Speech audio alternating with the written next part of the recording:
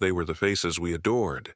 The chiseled cheekbones, the velvet voices, the larger-than-life legends who lit up the silver screen like gods. But beneath the powder and perfect lighting, under the studio-crafted smiles, there were appetites, wild ones, dangerous ones, the kind that couldn't be contained by a camera lens or tamed by a contract. Hollywood, in its golden age, was a circus of illusion. But for some stars, the illusions ended the moment the lights dimmed, and what lay in their wake was lust, chaos, and a freedom so forbidden it could only survive in shadows. The scandals you've heard are just a whisper of what really happened, because for every polished premiere and tightly buttoned tuxedo, there were off-screen orgies, secret affairs, violent drunken rages, and lives that spiraled into madness behind velvet curtains. We've already told you some of the tales, but there's more, so much more. More forgotten legends with reputations dirtier than any film reel dared reveal. This is the other side of Hollywood glamour. The stories of stars who didn't just flirt with sin, they slept in it. John Barrymore, the beautiful ruin. He was once described as the handsomest man to ever step on stage, a walking sonnet carved in flesh and bone. John Barrymore didn't need to act seduction. It poured off him like cologne. Women chased him, men envied him, and Hollywood, in its infancy, bent to his magnetism. But what made Barrymore unforgettable wasn't just his artistry. It was the way he lived off-screen, reckless, unapologetic, and utterly unconcerned with respectability. He drank with the desperation of a man trying to erase memory, seduced like it was sport, and partied as though each night was a funeral for his fading youth. He was a prince in a dying empire of indulgence, a Shakespearean tragedian with the soul of a satyr. His home became a legend of its own, filled with thespian oddballs, boozy philosophers, naked strangers, and a taxidermied dog he carried around like a sacred relic. The dog had belonged to a dead friend, and Barrymore thought it a riot to bring it to dinner parties, setting it at the table and pouring it wine. No one had the nerve to tell him to stop when he wasn't reciting Hamlet in his backyard to the roses or urinating from balconies in drunken protest. He was chasing women, any women, chorus girls, waitresses, debutantes. No one was safe from the great profile. Rumors swirled that he once bedded a whole burlesque cast in one night. He had 4 wives, countless affairs, and a predatory charm that made him dangerous even to the people who loved him. The man who could make audiences weep with a line of verse also made headlines with lawsuits, public intoxication, and scandalous behavior that studios scrambled to hide. And yet behind the bravado was a sadness that clung to him like old makeup. His father had been a titan of the stage, his siblings revered performers. John had inherited the mantle, but also the madness. As the years wore on, the drinking carved deep lines into his once perfect face. His voice slurred, his memory betrayed him. He began hallucinating, talking to phantoms, retreating into fantasies where he was still young, still beautiful, still desired. In the end, even death became theater. When he died in 1942, the legend goes that Errol Flynn, another Hollywood wild man, stole Barrymore's corpse and propped it up for one final party. It's the kind of tale that might not be true, but should be, because John Barrymore lived like a man who refused to be forgotten, and he wasn't. Theta Barah, the studio's sinister illusion. Before Marilyn Monroe whispered sweet nothings, and before Rita Hayworth melted the screen in satin and shadows, there was Theta Barah, the original screen vamp. She was fire wrapped in silk, all exotic glances and forbidden promises. But the truth was far less mystic than the myth. Born Theodosia Goodman in Cincinnati, she was the creation of a studio desperate for danger. They gave her an Egyptian backstory, whispered that she practiced the occult, staged photographs with skulls and candles, and insisted she wore only black. Even in bed, she didn't. But that didn't matter.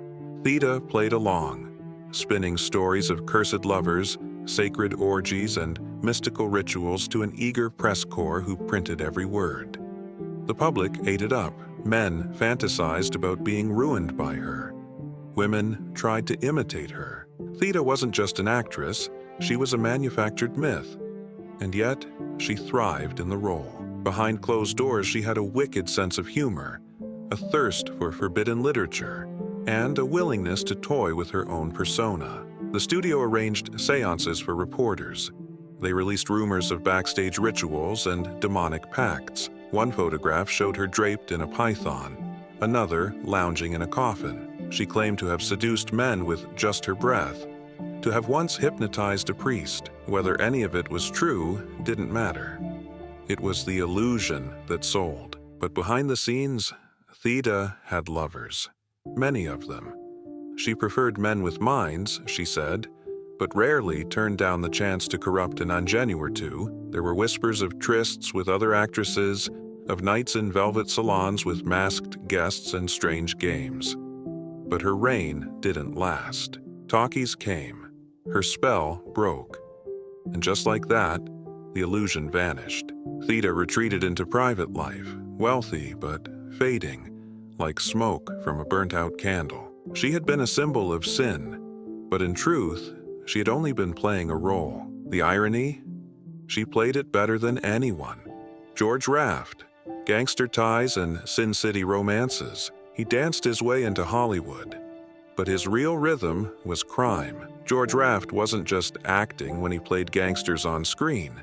He was simply mimicking the men he grew up with, the men he owed favors to, and the men who, in more than one instance, may have kept him alive. Born in Hell's Kitchen and raised in the back rooms of speakeasies, Raft's rise was as unlikely as it was inevitable. He had the face of a thug, the moves of a matinee idol, and a past littered with secrets. By the time he broke into films, he had already worked as a dancer in New York nightclubs, places where girls were bought, debts were paid in blood, and deals were sealed with whispered names. He was known to the mob, and not as a stranger. He never denied his friendships with infamous figures like Bugsy Siegel and Meyer Lansky. In fact, he embraced it. When he wasn't filming, he was at the track with wise guys or managing shady gambling rooms that doubled as fronts for illegal activity. When asked, he'd flash that crooked half-smile and say, "I don't rat," but George Raft's greatest obsession wasn't money or fame. It was women. Endless women. Showgirls, starlets, society wives. He had a raw magnetism that seemed to promise danger, and many couldn't resist the pull. He dated Betty Grable and was reportedly entangled with Carol Lombard before Gable claimed her. He had flings with prostitutes and movie queens alike, rarely staying loyal and never staying quiet. There were rumors of orgies, violent breakups, and women who disappeared after being too close for too long. Vegas loved him until it didn't. He was banned from some casinos not for cheating, but for knowing too much, for protecting people who needed to be forgotten. He often walked a tightrope between fame and infamy, and more than once his name appeared on federal watch lists. Studios feared him but used him. They knew his appeal was real, raw, and rooted in authenticity. He didn't have to act like a gangster. He was one, if not by crime, then by code. Raft's problem wasn't talent. It was allegiance. He turned down roles that could have made him immortal. Casablanca, Double Indemnity, The Maltese Falcon, because he feared they'd make him look weak, or because a friend told him not to. He let loyalty cloud judgment and pride sink opportunity. And in the end, Hollywood moved on without him. But the legends never did. They still whisper his name in the dark corners of old Vegas lounges and in film noir retrospectives.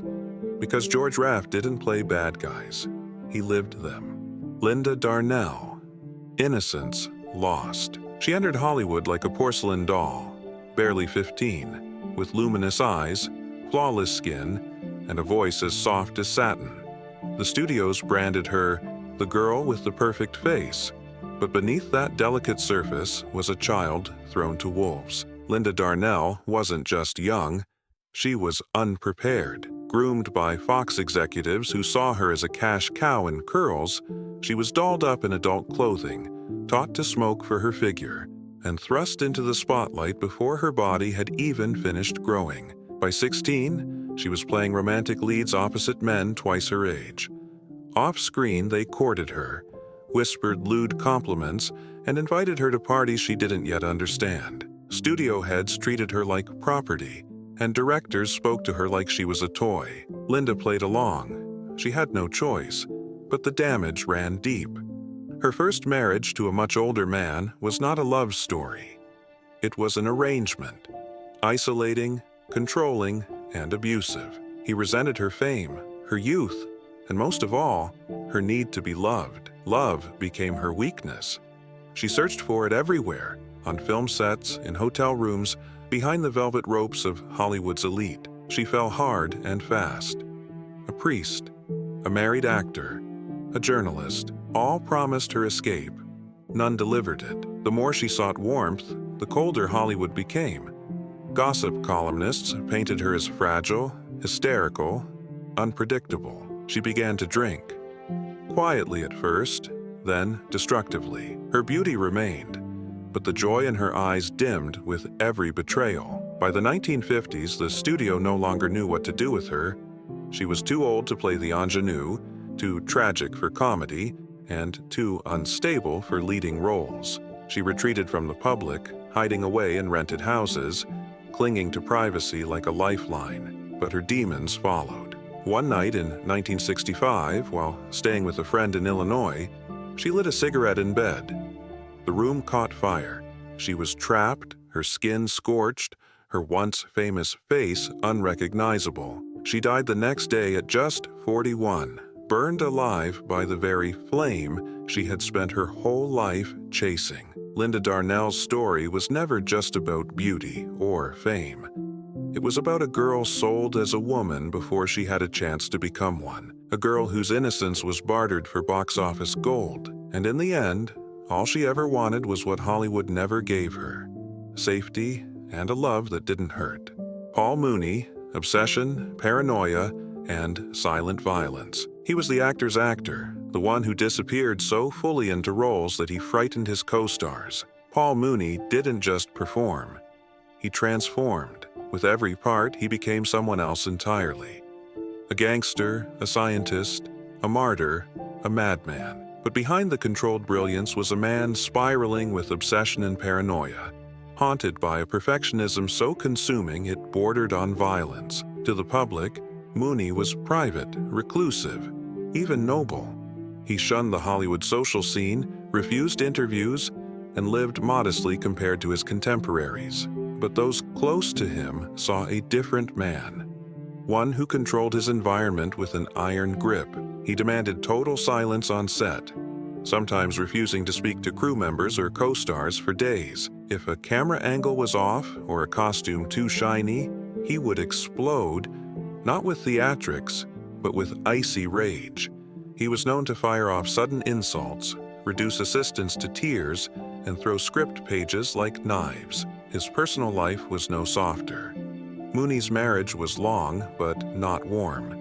He was rumored to seek out younger women on set, not for romance, but for dominance. He would test their boundaries, lure them with his intelligence, and push until they either folded or fled. Several actresses refused to work with him more than once, claiming he created an atmosphere so tense it bordered on abusive. He was a man ruled not by fame, but by control. And when that control slipped, so did his grip on reality. There were whispered incidents, late-night phone calls laced with threats, on-set walkouts, fistfights with producers over artistic disagreements. Mooney wasn't out to charm the world. He wanted to bend it to his will, and when he couldn't, he recoiled. His roles became darker, more haunted. He lost interest in the studio system, complaining it was too soft, too cheap, too fake. He withdrew from Hollywood entirely in the early 1950s, living in quiet seclusion with his wife, surrounded by books, locked doors, and silence. Mooney never gave in to the glitter of stardom. He didn't chase headlines or parties, but his life was no less raunchy for it. Only his sins were different. They weren't painted with liquor and sex, but with obsession, control, and a simmering violence that festered in the dark. He left behind no scandals in the tabloids, but the people who worked with him remembered. Not the roles, the wrath. Jean Harlo, the platinum wild child. Before Marilyn, before Jane, before the blonde bombshell was even a Hollywood archetype, there was Jean Harlo. She was the original. A dizzying blend of innocence and eroticism, with a laugh that could disarm any man and a body that made censors sweat. On screen, she played the flirt, the temptress, the girl who didn't know what rules were.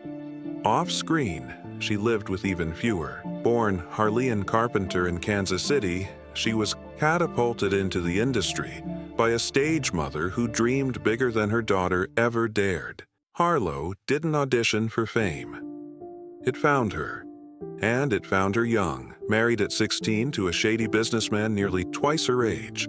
Her honeymoon ended in bruises and betrayal. The marriage was short, but it left its mark. Jean learned quickly that in Hollywood, beauty was a currency and survival meant spending it wisely. She became a fixture at private parties that went far beyond champagne toasts. Rumors swirled about wife-swapping soirees, illicit liaisons with both genders, and studio executives who made her favors part of contract negotiations. She played the dumb blonde in movies, but in real life, she knew exactly what she was doing. She once said, "Men like me because I don't wear a brassiere."